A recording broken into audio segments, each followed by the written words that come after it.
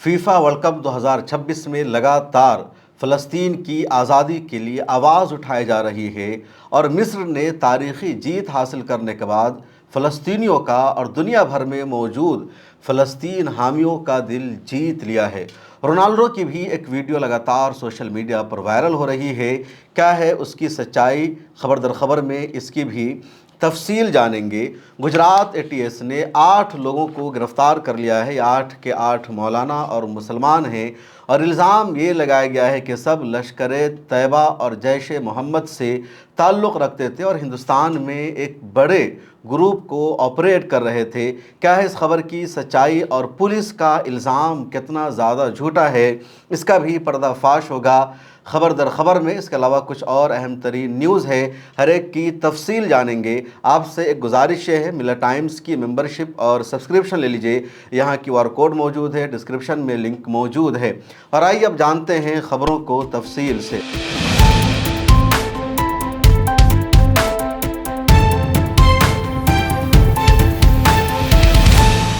अस्सलाम वालेकुम रहमतुल्लाह, मैं हूं आपके साथ शम्स तबरेज़ क़ासिमी और आप देख रहे हैं मिल्लत टाइम्स। मिस्र की टीम ने कल ऑस्ट्रेलिया के ख़िलाफ़ एक तारीख़ी जीत हासिल की और जीत अहम इसलिए है क्योंकि जो नॉकआउट की टीम रह गई है 16, उसमें मिस्र ने भी अपनी जगह बना ली है और मिस्र ने ऑस्ट्रेलिया जैसी टीम को फीफा वर्ल्ड कप में शिकस्त से दो चार कर दिया। मिस्र ने ये तारीख़ी जीत हासिल करने के बाद अपनी जीत को, अपनी फ़तह को फ़लस्तीन के नाम डेडिकेटेड कर दिया। इस फ़तह को फ़लस्तीन के नाम ऐलान करने का बाज़ाब्ता मिस्र की टीम के कोच ने किया। मिस्र की टीम के कोच का नाम है हुसाम हसन। उन्होंने बाज़ाब्ता मीडिया से बातचीत करते हुए कहा कि मिस्र की टीम को बतौर ज़ायरीन और शायकीन के फ़लस्तीनियों ने हमेशा सपोर्ट किया है, हमेशा हमारी हिमायत की है और फ़लस्तीन की आज़ादी मिस्र का अहम तरीन एजेंडा है। मिस्र की हुकूमत, अवाम और जितने खिलाड़ी हैं वो सभी चाहते हैं कि फ़लस्तीन को एक आज़ाद स्टेट का दर्जा मिले, फ़लस्तीन को जीत मिले, क्योंकि फ़लस्तीनियों का जो वतन था वो छीन कर यहूदियों को दे दिया गया और बाहर के लोगों ने आकर वहां इसराइल बना लिया है। हुसाम हसन ने स्टेडियम में फ़लस्तीन का परचम लहराया। आप स्क्रीन पर यह वीडियो और तस्वीरें देख सकते हैं। इतना ही पर उन्होंने इक्तफ़ा नहीं किया बल्कि जीत की खुशी में वो तमाम मिस्री खिलाड़ियों के साथ सजदा रेज़ हो गए और स्टेडियम में, ग्राउंड में उन्होंने अल्लाह तबारक व तआला का शुक्र अदा किया। मुस्लिम ममालिक की टीमों की एक ख़ास बात यह है कि जब भी इनको जीत मिलती है, कामयाबी मिलती है, तो सभी के सभी सजदा करके अल्लाह तबारक व तआला का शुक्रिया अदा करते हैं और ये बताते हैं कि उनको जो कामयाबी मिली है उसके पीछे अल्लाह तबारक व तआला की मेहरबानी है, उनका फ़ज़ल है और पूरी दुनिया को मैसेज भी देते हैं को मुसलमान है, मोमिन है। इससे पहले मोरक्को की टीम ने भी शानदार जीत हासिल की। नॉक 16 में उन्होंने अपनी जगह बनाई और मोरक्को की टीम भी पूरी की पूरी सजदे में चली जाती है। और अब मिस्र की टीम ने यह तारीख़ रकम की है। मिस्र की टीम का अपनी जीत को फ़लस्तीन के नाम डेडिकेट कर देना एक तारीख़ी वाक़या है और हमेशा इसको याद किया जाएगा। फ़ीफ़ा की तारीख़ में भी इसको रिकॉर्ड किया जाएगा क्योंकि मिस्र और फ़लस्तीन की जो सरहद है मिली हुई है। ख़ास तौर पर गज़ा पट्टी का जो दरवाज़ा है, जो गेट है, वो मिस्र से ही मिला हुआ है, रफ़ा क्रॉसिंग बॉर्डर। और गज़ा पट्टी में अगर कोई इमदादी सामान पहुंच सकता है, वहां कोई मदद पहुंचाई जा सकती है, तो वो मिस्र के ज़रिए ही मदद पहुंचाई जा सकती है। दुनिया भर के और ख़ास तौर पर अरब ममालिक जो इमदादी सामान गज़ा पट्टी के लिए भेज रहे हैं तो मिस्र के ज़रिए ही पहुंचता है।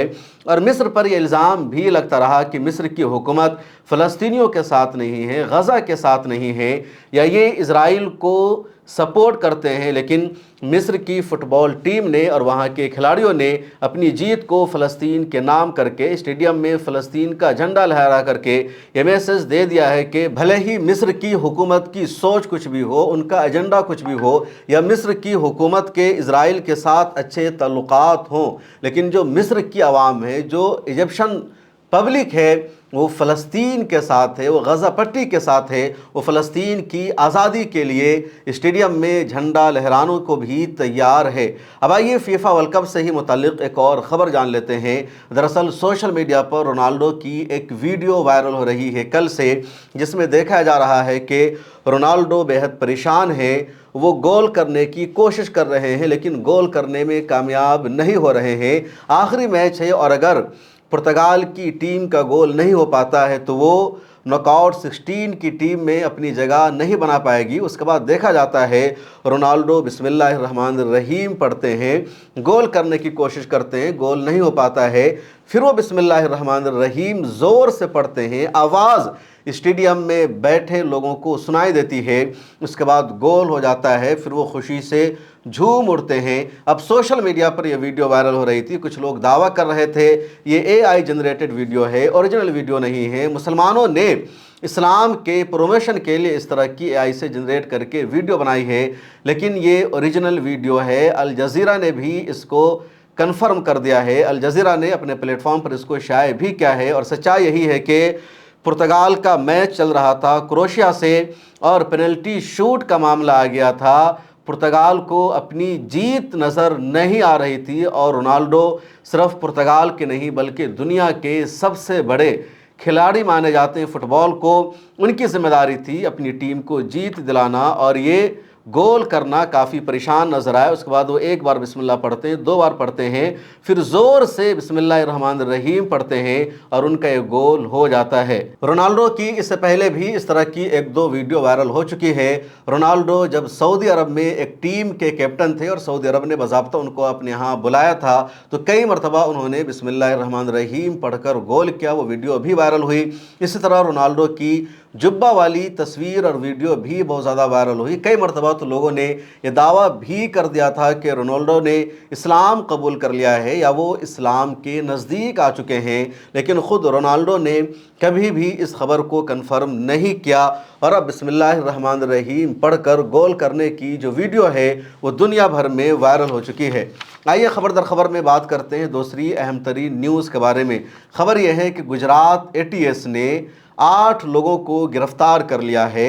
गुजरात पुलिस का ATS का दावा है कि 8 अफराद पाकिस्तान की कलअदम तंजीम जैश-ए मोहम्मद से ताल्लुक़ में थे और उनके नेटवर्क को यहाँ अंजाम दे रहे थे, जिनको गुजरात ATS ने गिरफ्तार किया है। उनकी तस्वीर आप देख सकते हैं, उनके नाम को आप स्क्रीन पर देखिए। एक हैं अहमद अब्दुल्ला गज्जी, ये 19 साल के और पालनपुर के रहने वाले हैं। दूसरा नाम है इब्राहिम मोहम्मद हुसैन का, ये 30 साल के हैं और ये भी पालनपुर के रहने वाले। तीसरा नाम है मुदस्सिर अब्दुल्ला गाजी का, ये 22 साल के हैं और ये भी पालनपुर के ही रहने वाले हैं। चौथा नाम है ज़करिया दुर्रानी मोहम्मद अम्मार का, ये भी पालनपुर के रहने वाले, 21 साल इनकी एज है। उसके बाद पांचवा नाम है मुफ्ती फौजान इस्माइल दाऊद का, ये 40 साल के हैं और जामिया अबुल हसन मदरसा में उस्ताद हैं। छठा नाम है मोहम्मद अमीन शीरा उर्फ अमीन पालनपुरी का। एक सातवां नाम है मोहम्मद अब्दुर्रहमान सऊदी का, ये 22 साल के हैं और इनका ताल्लुक़ है जामिया रहमानिया से। और आठवां नाम है बिलाल दुर्रानी मोहम्मद अम्मार का, ये 18 साल का एक नौजवान लड़का है और ये देवास मध्य प्रदेश का रहने वाला है। तो इनमें ज़्यादातर गुजरात के, बक़े एक दो दूसरे इलाक़ों से भी है। अब इन 8 को गुजरात ATS ने गिरफ़्तार कर लिया। गुजरात ATS ने इल्ज़ाम ये लगाया है कि जैश-ए मोहम्मद से इनका ताल्लुक़ था, उसके नेटवर्क को ये यहाँ ऑपरेट कर रहे थे। इसके अलावा पुलिस ने कोई प्रूफ पेश नहीं किया है, पुलिस ने कुछ भी नहीं कहा और इन सब को दहशतगर्द बना दिया गया। अब कल से मीडिया में यही खबर चल रही है कि गुजरात से जैश-ए मोहम्मद के 8 दहशतगर्द पकड़े गए हैं। ATS ने उन सबको जेल भेज दिया है। लेकिन ये कर क्या रहे थे, किस तरह इनका जैश-ए मोहम्मद से ताल्लुक़ था, कुछ भी सामने नहीं आया है। और सच्चाई यह है कि पिछले दिनों में लगातार ISI से ताल्लुक़ रखने के इल्ज़ाम में, पाकिस्तान के लिए जासूसी करने के इल्ज़ाम में या पाकिस्तान की कुछ तंजीमों से ताल्लुक़ रखने के इल्ज़ाम में कुछ लोग इंडिया में पकड़े गए और वो मुसलमान नहीं थे, बल्कि वो उर्दू नाम वाले भी नहीं थे। अब वो कौन हो सकते हैं आप समझ लीजिए, मैं बोलूँगा तो मुझे कहा जाएगा ये हिंदू मुसलमान कर रहा है। अब वो लोग पकड़े गए, उनमें से किसी का नाम उर्दू में नहीं था, किसी का रिलीजन इस्लाम नहीं था, और ख़बर चलने लगी कि मुसलमानों पर इल्ज़ाम लगाया जाता है और यही लोग देश के साथ गद्दारी करते हैं, ज़मीर का सौदा करते हैं, चंद पैसों के लिए पाकिस्तान की खुफिया एजेंसी ISI के लिए जासूसी करते हैं, आर्मी की सीक्रेट इन्फॉर्मेशन देते हैं, उसके लिए काम करते हैं। इस तरह की खबरें सामने आई, ये नैरेटिव सामने आया, तो अब गुजरात पुलिस ने 8 मुसलमानों को गिरफ्तार कर लिया और इनमें ज़्यादातर मौलाना हैं, मदरसे से जुड़े हुए हैं, इनके सर पर टोपी और चेहरों पर दाढ़ी है और इनको जैश-ए मोहम्मद का मेंबर बता दिया गया, जबकि कोई प्रूफ नहीं है, कोई सबूत नहीं है। और इन पर जो मुकदमा लगाया गया है UAPA का, UAPA के तहत केस दर्ज होने का मतलब यह है कि दहशतगर्दी का केस इन पर लगा दिया गया। 1-2 साल तक तो इनको ज़मानत ही मिलने वाली नहीं है। उसके अलावा BNSA की जो धाराएं हैं उसके तहत भी इन पर मुकदमा दर्ज किया गया है। इससे पहले भी गुजरात में कई लोगों पर केस दर्ज किया गया, उनको दहशतगर्द बताया गया और अदालतों में केस गया, अदालत ने उनको बरी कर दिया, वो बेगुनाह साबित हुए और पुलिस उनके खिलाफ एक भी सबूत पेश नहीं कर सकी। अभी कुछ दिनों पहले की बात है, साल 2001 में 100 से ज़्यादा लोगों को पुलिस ने गिरफ्तार कर लिया। उन पर यही इल्ज़ाम लगाया गया कि लश्कर तैयबा या जैश मोहम्मद से ताल्लुक़ रखते हैं और तकरीबन 19 साल बाद वो सब के सब बाइज़्ज़त रिहा हुए और उनके ख़िलाफ़ एक भी सबूत नहीं मिल सका। और इस तरह के दसियों मामले, दसियों केसेस मौजूद है। अब एक नया केस इसमें जुड़ गया है जहां 8 अफराद को गिरफ्तार करके गुजरात ATS ने उन पर UAPA लगा दिया और मीडिया की तरफ से लगातार प्रोपेगेंडा किया जा रहा है। 8 दहशतगर्द और आतंकी पकड़े गए हैं, जबकि उनके खिलाफ कोई सबूत नहीं है, कहीं कुछ भी नहीं पाया गया, कुछ बताया भी नहीं गया है। दूसरे लोग पाकिस्तान से ताल्लुक़ रखने के इल्ज़ाम में पकड़े जाते हैं, देश में वो दहशतगर्दाना सरगर्मियों को अंजाम देते हैं, तो उनको मीडिया दहशतगर्द नहीं बताती है, बल्कि कहा जाता है वो हनी ट्रैप का शिकार हो गए और ये सब के सब मुसलमान हैं, तो इनको सीधे सीधे दहशतगर्द बता दिया गया, जबकि सच्चाई कुछ भी नहीं है। अब आइए जानते हैं आज की तीसरी अहम तरीन खबर, और इस तीसरी खबर में 2-3 खबर है।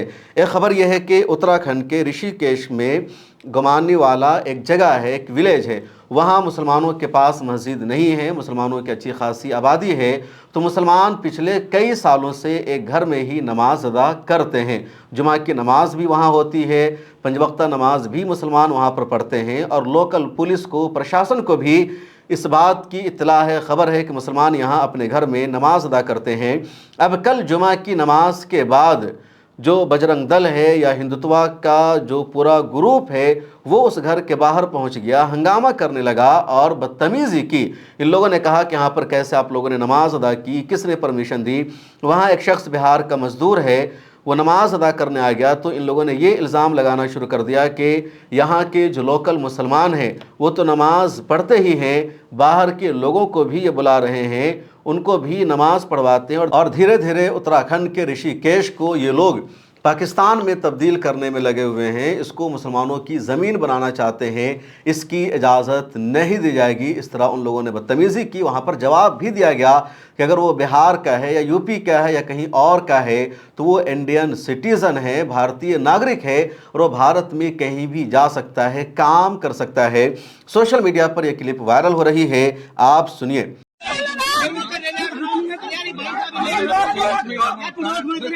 नमाज पढ़ेंगे हमारा मुल्क है, हमारा मुल्क है,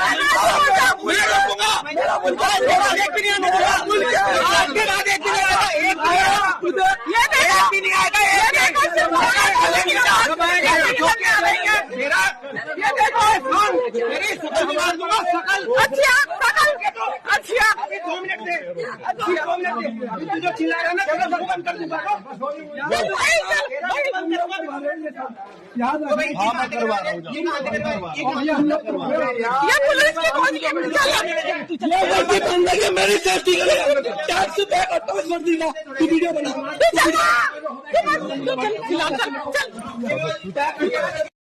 बाहर कर दीजिएगा, बिहार का मैंने जो बोला उस पर ध्यान दो। क्या बोला तूने मुझे?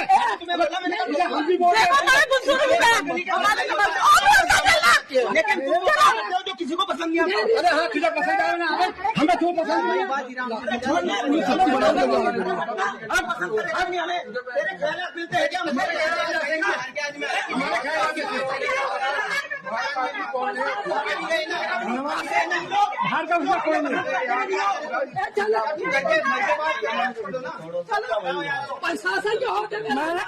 इसी तरह की एक और खबर है और इस खबर का ताल्लुक उत्तराखंड के जोश मठ से है।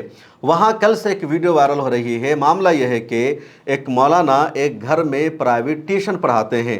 वो बच्चों को जाते हैं, घर में कुरान मजीद पढ़ाते हैं और कोई भी मुसलमान कुरान पढ़ेगा उसका बुनियादी हक़ है। अगर आप मदरसों में पढ़ने की इजाज़त नहीं देंगे, मकतब में इजाज़त नहीं देंगे, तो मुसलमानों के पास यही एक ऑप्शन बचा है कि अपने घर में मजहबी तालीम हासिल करेंगे, कुरान पढ़वाएंगे। अब वही हो रहा है। उत्तराखंड में एक मुसलमान फैमिली ने एक मौलाना को ट्यूशन पढ़ाने के लिए हायर किया। वो मौलाना उस घर में जाते थे, बच्चों को पढ़ाते थे। अब गौ रक्षक दलों को, बजरंग दल को पता चल गया कि मौलाना रोज़ाना इस घर में आता है, कुरान मजीद पढ़ाता है, मजहबी तालीम देता है। तो हिंदुत्वा तंजीम के लोगों ने उस मौलाना को रास्ते में रोक लिया, उनके साथ बदतमीज़ी की और कहा तुम बग़ैर परमिशन के घर में प्राइवेट मदरसा चला रहे हो, मजहबी तालीम अपने लोगों को दे रहे हो, ये बर्दाश्त नहीं किया जाएगा। अब ये जो मामला है सीधे उंदुलुस जैसा हो गया। उत्तराखंड के बारे में पिछले दिनों में आपको बता चुका हूं कि उत्तराखंड की हुकूमत ने मदरसा एजुकेशन बोर्ड को ख़त्म कर दिया है। अब उत्तराखंड में न तो सरकारी मदरसे चलेंगे, प्राइवेट मदरसे भी उत्तराखंड में अब नहीं चलेंगे, ना मकतब की इजाज़त होगी जो ज़कात की रकम से चलते हैं, चंदे के पैसे से चलते हैं और मुसलमान अपना पैसा लगाकर अपना मदरसा चलाते हैं। अपने बच्चों को, अपनी नई नस्ल को कुरान मजीद की तालीम देने के लिए, उनको मज़हब से आरास्ता करने के लिए, उनको दीनी उलूम सिखाने के लिए सीधे सीधे उत्तराखंड की हुकूमत ने बैन कर दिया और कहा कि स्कूल का जो सिलेबस होगा वही मदरसों का भी सिलेबस होगा। खा वो मदरसा आपका निजी हो, प्राइवेट हो, चंदे की रकम से चलता हो, हमें कुछ भी मतलब नहीं है। अब मुसलमानों के पास यही एक ऑप्शन बचा कि वो अपने घर में अपने बच्चों को ट्यूशन पढ़ा सकते हैं, मजहबी तालीम दिलवा सकते हैं। तो इससे भी रोका जा रहा है। उंदुलुस में भी यही हुआ था मुसलमानों के साथ। उनके मदरसों को वहाँ की हुकूमत ने बंद कर दिया और मुसलमान जब अपने घर में अपने बच्चों को दीनी तालीम सिखाते थे तो उस पर भी नज़र रखी जा रही थी और यही उत्तराखंड में हो रहा है। उर्दू अरबी लिखा क्या है ये अलिफ है, बा है, ता है, ता बाबा थोड़ा जरा बोलोगे तो नहीं, ये क्या स्पेशल उसका क्या रखा? बच्चा कह रहा है थर्ड में पढ़ रहा हूँ, ये यही थर्ड में पढ़ रहा हूँ। ऐसा देखिए इनकी लिखी, ये स्कूल है ना, ये क्या लिखा हुआ है इसकी लिखी? इनको सबको भाई इनका मतलब बताओ, इनका मतलब बताइए। अंग्रेजी अब क्या है, क्या है, क्या लिखा हुआ है? देखो ये जो है नमाज का टाइम लिखा हुआ है, जैसे फजर है ना लिखा हुआ, फजर है। तो नमाज कैसे पढ़ा रहे हो आप? नमाज नमाज कैसे पढ़ा? नमाज तो नहीं पढ़ा सकते, नमाज पे तो वही नहीं है यार। जानते हैं नमाज कैसे पढ़ा है?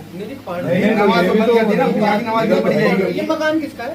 ये मिर्जाकदर मौलिया मौली तभी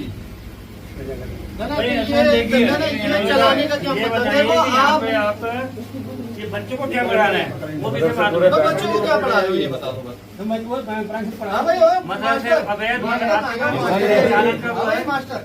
मास्टर इधर ही है। देख, ये बात ठीक नहीं है। ये जो तू कर रहा है ना, तेरा देख लेना फिर।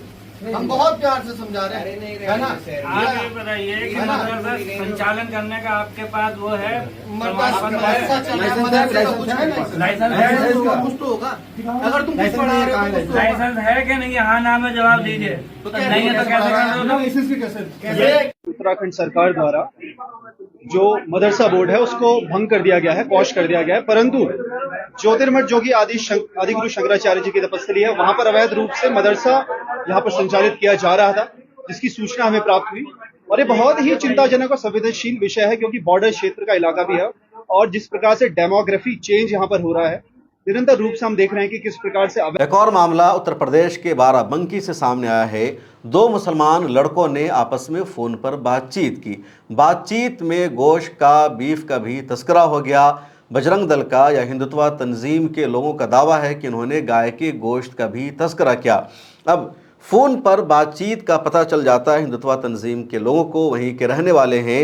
अब वो मुसलमान लड़के को आकर पकड़ते हैं, एक जगह किनारे में लेकर जाते हैं तमाम लोग और उसकी पिटाई करते हैं, उसके साथ बदतमीज़ी करते हैं। उसको कहते हैं तुम अपने दोस्त को यहाँ पर बुलवाओ, और उसके बाद ये तमाम लड़के उसको एक गाय के सामने लेकर जाते हैं और उससे कहते हैं कि तुम गाय का मूत्र पियो, यानी गाय का पेशाब पियो। उसके अलावा गाय के सामने उस लड़के को उल्टा लेटने पर मजबूर किया जाता है और कहा जाता है माफ़ी मांगो और कहो कि आइंदा तुम गाय का गोश्त नहीं खाओगे, तुम होते कौन हो। आप वीडियो देखिए। और ये कोई पहला मामला नहीं है, लगातार गौरक्षक दल इस तरह मुसलमानों के साथ बदतमीज़ी करते हैं या मुसलमानों को मारते हैं गाय काटने के नाम पर, गाय का गोश्त खाने के नाम पर।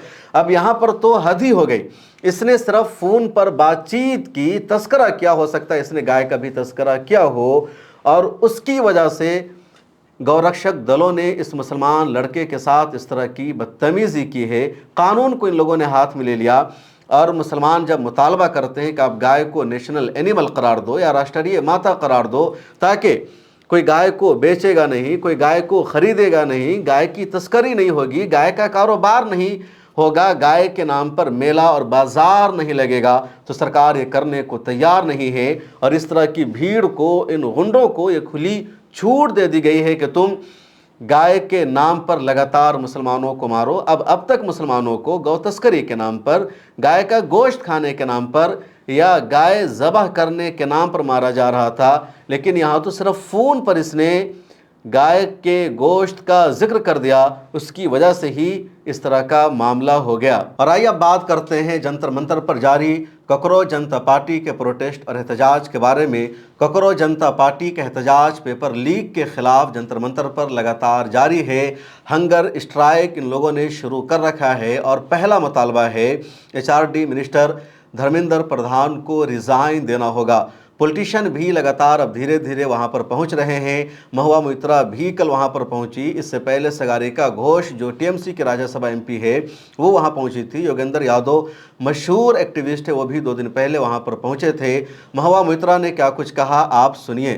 हम देखेंगे, लाजिम है कि हम भी देखेंगे वो दिन का जिसका वादा है, जो लौहे अज़ल पे लिखा है, हम देखेंगे, हम देख के ही रहेंगे।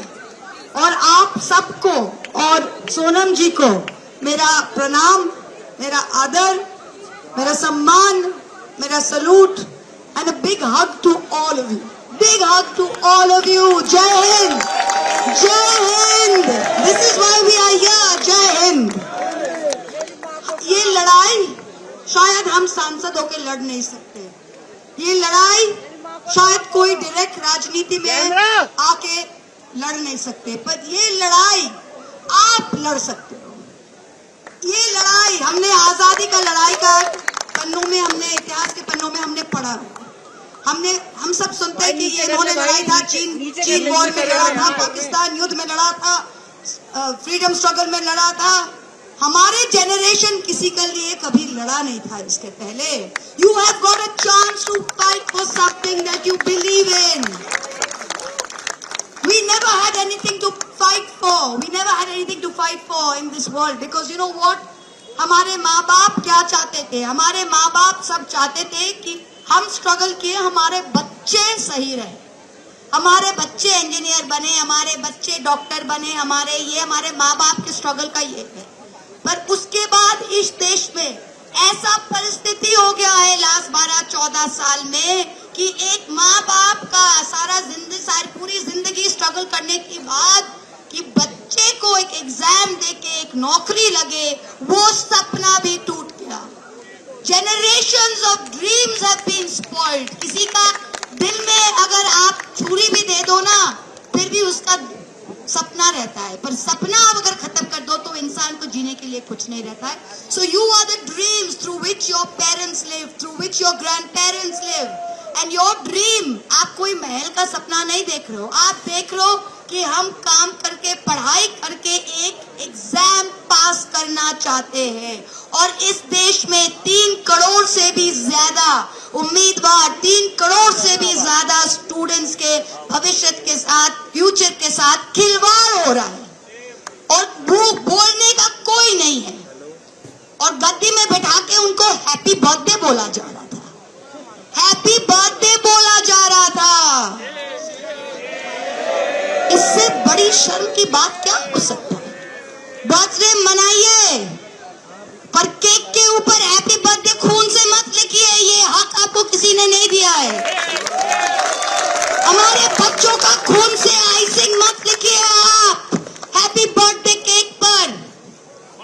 किसी भी देश में, किसी भी सभ्य समाज में आज जो यहाँ पे हुआ है 3 करोड़ से ज्यादा बच्चों के साथ, अगर इसका 1% भी कहीं होता ना तो पता नहीं कितने सर गिरते, कितने सर गिरते, सरकारें गिरती।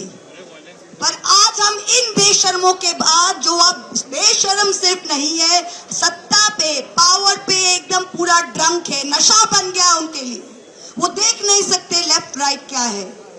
पर जो कहते ना, जो आज मसनद में बैठे हैं वो कल नहीं होंगे, जो आज मसनद में है वो कल नहीं होंगे। ये हमने देखा है अपना लाइफ में और आप भी देखोगे। और ये लड़ाई आपसे शुरू है और आपके माध्यम से ही चलेगा। ये लड़ाई महुआ मोइत्रा की लड़ाई नहीं है, ये आपकी लड़ाई है, हर लोगों के। And we have to keep it going. Farmer struggle, किसान स्ट्रगल आपने देखा था, 1.5 साल से भी ज्यादा चला था, फिर उन्होंने पीछे किया, फिर इन्होंने 3 फार्म बिल उन्होंने वापस लिया क्योंकि पंजाब के किसान सड़क से हटे नहीं थे। वो टेनेसिटी अगर आप दिखा सकते हो, do not leave the cause, do not leave the cause, then they will be forced to take action, forced to take action. बहुत सारे लेबल चिपकाएंगे, बोले मार्क्सिस्ट बृंदा कारत जी आ गई, मार्क्सिस्ट आ गए, महुआ मोइत्रा आ गई, एंटी नेशनल आ गए, कोई और आ गई, लेबल चिपकाएंगे। सब लेबल फेंक दो, कोई भी लेबल नहीं है। लेबल जो है कि आप हिंदुस्तानी हो और हिंदुस्तान के लिए आप ये कर रहे हो।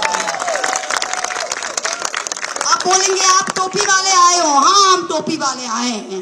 5 वक्त हम यहाँ पे जमीन पे माथा टेकते हैं, ये हमारा हिंदुस्तान है। कोई सुबह पूजा करके आया है, हाँ इतने 33 करोड़ देव देवता है हमारे देश में, पर सबसे बड़ा देव देवता, सबसे बड़ा देवी हमारी भारत की देवी है, हमारी ये भूमि है। तो इसकी पूजा में, इसकी आराधना में, that's what we have come for. Don't give up. We're all with you. Don't give up. This is your chance to write history. Our generation didn't get it after 1947. You have got it. Don't move this chance. Take it, grab it, stay with it. जब चौरी चौरा हुआ था 1922 में, चौरी चौरा उत्तर प्रदेश में police station जल गया था, तो गांधी जी ने कहा था कि I will stop it, if it can't be a non violent struggle छोड़ देते हैं। बट रिमेंबर 1922, 1947, 25 साल बाद ही was successful.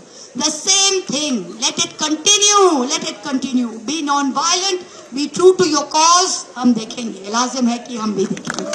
Thank you so much. Jai Hind, Jai Hind, lots of love, and my salute, my prayers for the health and for the love of our country, that Sonamji is here. He's not here for himself. He's here for this land. He's here for our future. He's you. There are very few of us. There are very few of us who do something without love of money and without love of power. There are very few of us left in this country who do this for love of this country and for love of their cause. And for that, I salute him. Thank you so much. Please keep this going. I will try and come again. Thank you so much. Thank you. Miller times की team भी कल जंतर मंतर पर गई थी। जंतर मंतर की कुछ तस्वीरें और वीडियो भी लगातार वायरल हो रही है, जिसमें देखा जा रहा है एक बुजुर्ग वहां पर नमाज अदा कर रहे हैं, एक पंडित भी वहां पर मौजूद है। कई मरतबा वीडियो वायरल हुई जिसमें देखा गया कि एक मुसलमान वहाँ पर नमाज अदा कर रहा है और दूसरा आकर उनकी निगरानी कर रहा है। कुछ लोग नमाज के अमल पर सवाल भी उठा रहे हैं कि क्या मुसलमानों को वहाँ पर जाना और फिर उनका इस तरह वहाँ पर नमाज अदा करना सही है। क्या इसकी वजह से जो लोग प्रोटेस्ट कर रहे हैं उनके प्रोटेस्ट को नुकसान नहीं पहुंच सकता? क्या उनका जो मकसद और हदफ है उस पर कहीं सवाल न उठा दिया जाए? इस तरह की बातें भी सामने आ रही है। आपका अपना ओपिनियन क्या है, कमेंट सेक्शन में लिखिएगा। जंतर मंतर पर जो एक्टिविस्ट प्रोटेस्ट कर रहे हैं, जो स्टूडेंट्स मौजूद हैं, उनका क्या कहना है? मिलत टाइम्स के जर्नलिस्ट मोहम्मद सिराज से बातचीत करते हुए उन्होंने जो कुछ कहा, आप सुनिए। क्या नाम है आपका? मेरा नाम वैशाली है। कहाँ से हैं? मैं वैसे हैदराबाद से हूँ, तेलंगाना, बट मैं यहाँ पे कॉलेज में पढ़ती हूँ, दिल्ली में। तो इस आंदोलन से जुड़ी हैं, क्या कहना चाहती हैं? बस यही कहना चाहती हूँ, अभी तो रिजिग्नेशन दे दे, इसके बाद तो और भी चीज़ें हैं, बट अभी के लिए ये है। कितने दिन से बैठी हैं? मैं 24 से आ रही हूँ रेगुलर। मोस्टली नाइट टाइम्स रुक जाती हूँ मैं यहाँ पे, और दिन में चले जाती हूँ रेस्ट करके वापस। क्योंकि अभी आप स्टडी कर रही हैं, तो देश की जो मौजूदा शिक्षा व्यवस्था है उसको लेकर क्या कहना है? बहुत ख़राब है, क्योंकि अभी मैं जिस कॉलेज में हूँ, IIT दिल्ली में पढ़ रही हूँ मैं। ऐसे बहुत कम कॉलेजेस, बहुत गवर्नमेंट कम कॉलेजेस है जो हायर स्टडीज़ में लोग, मतलब ठीक है, स्कूल्स की तो हालत ही ख़राब है, स्कूल्स का तो हम कुछ नहीं बोल सकते। उसके बाद अगर किसी को अच्छे कॉलेजेस में आना है तो एग्ज़ाम्स दे के आना पड़ता है। सर, फ्री एजुकेशन जो इजीली अवेलेबल है लोगों को, अब मेरे जिनके मम्मी पापा अच्छे खासे पैसे कमाते हैं वो प्राइवेट में पढ़ा सकते हैं, उसके अलावा जिनके नहीं पढ़ा रहे वो क्या कर सकते? वो कुछ नहीं कर सकते। फीस का भी बहुत मसला बहुत है। दिक्कत है, फ़ीस भी हाई बहुत ज़्यादा रहता है। इवन मेरे कॉलेज में हो गया या किसी और कॉलेज में भी इतने अच्छे एग्ज़ाम्स देने के बाद भी इतना हाई फीस रहता है, तो क्या बोल सकते हैं। अच्छा, जो पेपर लीक का मसला चल रहा है, इसको लेकर क्या कहना है?